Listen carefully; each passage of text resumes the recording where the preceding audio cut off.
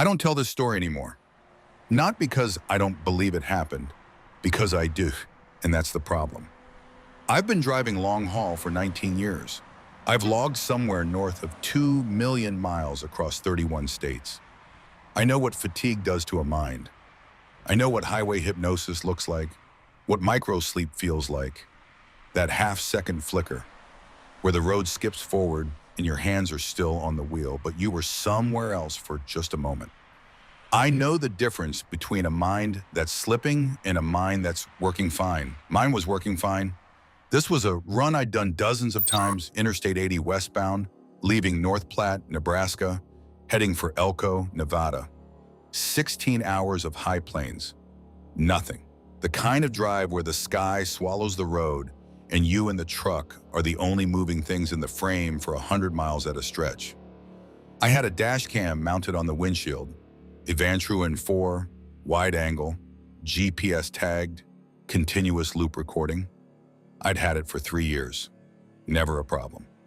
I left North Platte at 11:48 p.m. on a Tuesday in late October.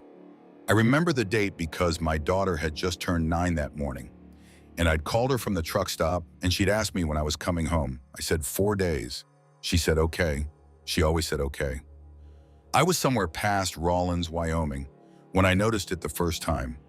The clock on my dash read 2:47 a.m. I remember looking at it and thinking, that's wrong.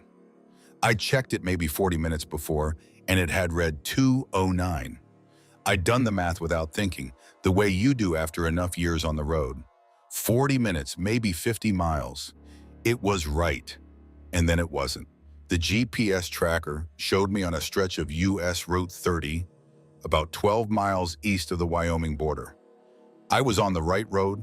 I was in the right place. My truck was running. My hands were on the wheel and I was not asleep. I know I was not asleep because I was chewing a piece of gum.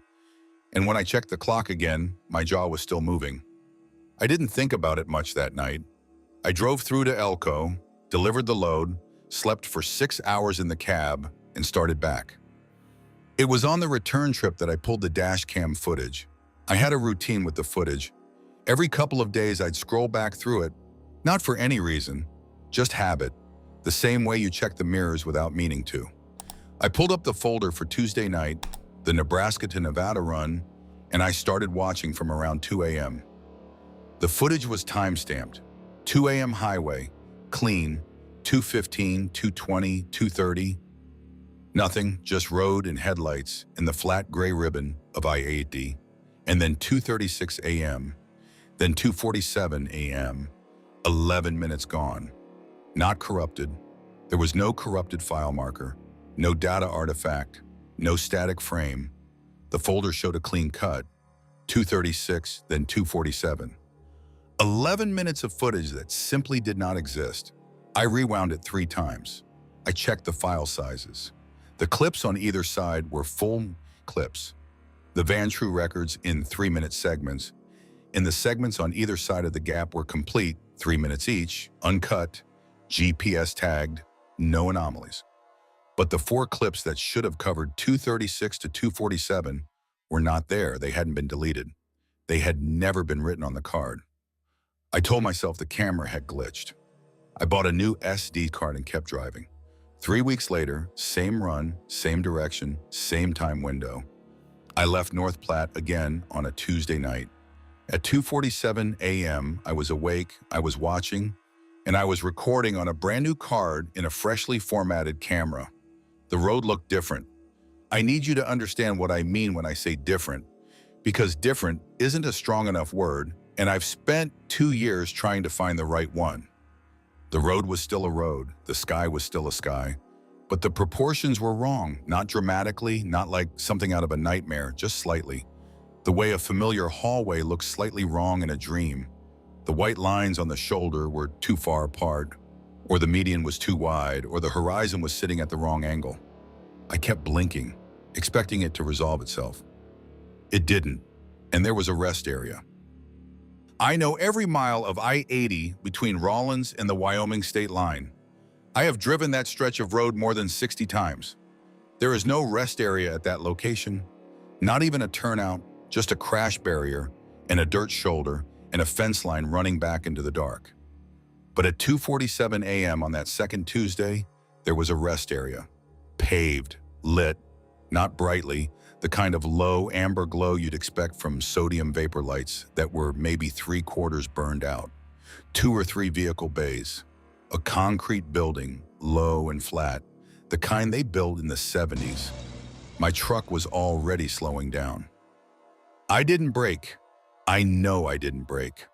But the truck was decelerating, the way it does when you let off the accelerator and let the engine do the work, except my foot wasn't moving. I looked at my foot. My foot was on the garage. The truck slowed anyway. I pulled into the rest area. There was one other vehicle there, a white sedan parked at the far end of the bay, engine off, no lights. I couldn't see the plates from where I stopped. I couldn't see anyone inside the car. I sat there in the idling cab and I looked at that car for what felt like 2 minutes, and the car sat there and didn't move and the windows were dark. Then my foot was pressing the accelerator again and I was back on the highway and the rest area was gone, not disappearing in the mirrors, just gone the way a thought goes when something interrupts it, cleanly and without residue. I looked at the dash cam, 2:47 a.m. The recording was running, the GPS was running, I was on the right road in the right state at the right time. When I got to Elko, I pulled the footage, 2:36 to 2:47, not there. No gap marker, no errors. The camera had recorded every second of that drive, except for 11 minutes that began at exactly 2:36 and ended at exactly 2:47. Same timestamps as before. Same clean cut, same thing. I stopped running for a while. I told my dispatcher I needed a different route and gave him some story about a family thing. He gave me a Midwest loop instead. Illinois, Indiana, Iowa, same loop for 2 months. Nothing happened on any of those drives. I slept fine.